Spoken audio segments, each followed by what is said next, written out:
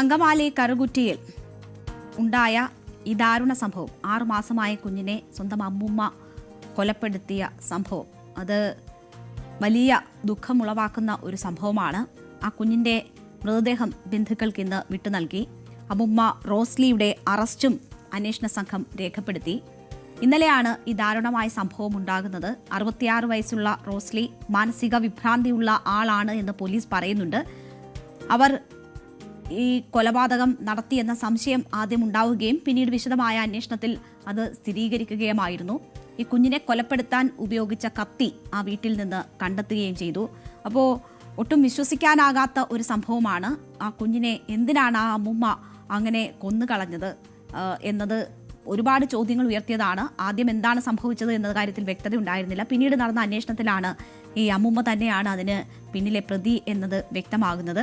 എന്തായാലും ഇതുമായി ബന്ധപ്പെട്ട് അവർക്ക് മാനസിക പ്രശ്നങ്ങൾ ഉണ്ടായിരുന്നു എന്നതാണ് പോലീസ് പറയുന്നത്. വിശദമായ അന്വേഷണത്തിലൂടെ യഥാർത്ഥ കാരണങ്ങൾ എന്താണ് എന്നതൊക്കെ സംബന്ധിച്ച് വിവരങ്ങൾ പുറത്തുവരികയുള്ളൂ. ഈ കുഞ്ഞിനെ ആ അമ്മുമ്മയുടെ അടുത്ത് കിടത്തിയിട്ട് അച്ഛനും മറ്റ് ബന്ധുക്കളൊക്കെ വീട്ടിൽ തന്നെ ഉണ്ടായിരുന്നു. ജ്യേഷ്ഠൻ്റെ പിറന്നാൾ ദിവസം കൂടിയായിരുന്നു. ഈ അമ്മുമ്മയുടെ അടുത്ത് കുഞ്ഞിനെ കിടത്തിയിട്ട് പോകുന്ന കുറച്ച് സമയത്തിനുള്ളിലാണ് ഈ സംഭവം നടക്കുന്നത്.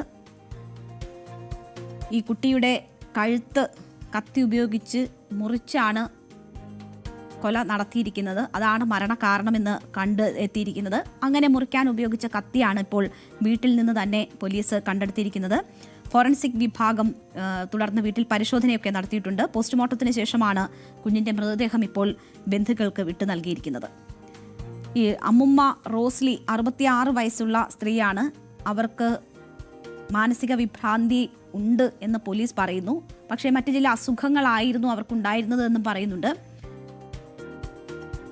പോസ്റ്റ്മോർട്ടം പൂർത്തിയാക്കി ആണ് ഈ നൽകിയ മൃതദേഹം, അത് സംസ്കാരം ഉൾപ്പെടെയുള്ള നടപടികൾ ഇപ്പോൾ അവിടെ നടക്കുകയാണ്. ഇപ്പോഴും പക്ഷേ ഈ അമ്മുമ്മ റോസ്ലി ആശുപത്രിയിൽ ചികിത്സയിലാണ്. അവർക്ക് എന്താണ് ഈ സംഭവം, എന്തിനാണ് ഇങ്ങനെ ഒരു കൊലപാതകം നടത്തിയത് എന്നതിന് ഉൾപ്പെടെയുള്ള കാര്യങ്ങൾ അവരിൽ നിന്നാണ് ചോദിച്ചറിയേണ്ടത്. പക്ഷേ അവരിപ്പോഴും ആശുപത്രിയിലാണ്. എന്താണ് ഈ പ്രകോപനം എന്ന കാര്യത്തിൽ യാതൊരു വിവരവും പോലീസിന് ഇതുവരെ ലഭിച്ചിട്ടില്ല.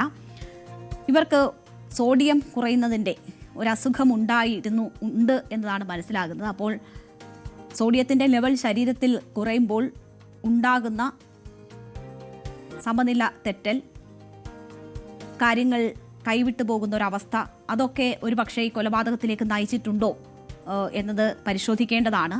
അത്തരം സംശയങ്ങൾ ഒരു ഭാഗത്തു നിന്നും ഉണ്ടാകുന്നുണ്ട്.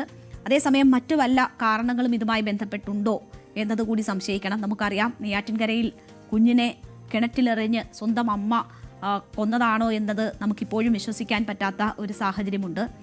അത് സഹോദരനുമായുള്ള വഴിവിട്ട ബന്ധത്തിൻ്റെ പേരിലാണ് അന്ന് അങ്ങനെയുള്ള സംഭവങ്ങൾ ഉണ്ടായത്. ആദ്യം അതുമായി ബന്ധപ്പെട്ടുള്ള കാര്യങ്ങൾ കേൾക്കുമ്പോൾ ആർക്കും അതിനെക്കുറിച്ച് വിശ്വസിക്കാൻ പറ്റുന്ന സാഹചര്യമായിരുന്നില്ല. പിന്നീട് ഇപ്പോൾ പോലീസ് അന്വേഷണം നടത്തി കണ്ടെത്തിയ കാര്യങ്ങളും അവിശ്വസനീയമാണ് എന്ന് വേണമെങ്കിൽ പറയാം. എന്തായാലും അതൊരു കുഞ്ഞിൻ്റെ ജീവനെടുക്കുന്ന സാഹചര്യം ഉണ്ടായതാണ്. ഇപ്പോൾ ഈ സംഭവത്തിലും എന്താണ് സംഭവിക്കുന്നത് എന്നത് വളരെ വിശദമായ പരിശോധനകൾക്ക് ശേഷമായിരിക്കും ഒരുപക്ഷെ പുറത്തു വരിക. പക്ഷേ ഈ സോഡിയം ലെവൽ ശരീരത്തിൽ കുറയുന്ന രോഗമുള്ള വ്യക്തിയാണ് ഈ അമ്മുമ്മയെന്നും മറ്റു സാഹചര്യങ്ങൾ, മറ്റേതെങ്കിലും തരത്തിലുള്ള പ്രശ്നങ്ങളൊന്നും ഇല്ല അവർക്കിടയിൽ എന്നതുമാണ് ഇപ്പോൾ വരുന്ന വിവരങ്ങൾ. അങ്ങനെ സോഡിയം ലെവൽ കുറഞ്ഞാൽ അപകടകരമായ സാഹചര്യങ്ങൾ സൃഷ്ടിക്കപ്പെടുമോ, അല്ലെങ്കിൽ അക്രമത്തിലേക്ക് ആളുകൾ വഴുതി നീളുമോ എന്ന സംശയങ്ങൾ ബലപ്പെടുന്നൊരു സാഹചര്യം കൂടിയുണ്ട്. ഇപ്പോൾ പ്രമുഖ സൈക്കാട്രിസ്റ്റായ ഡോക്ടർ മോഹൻ റോയ് ഇതേക്കുറിച്ച് പറഞ്ഞതൊന്ന് നമുക്ക് കേൾക്കാം.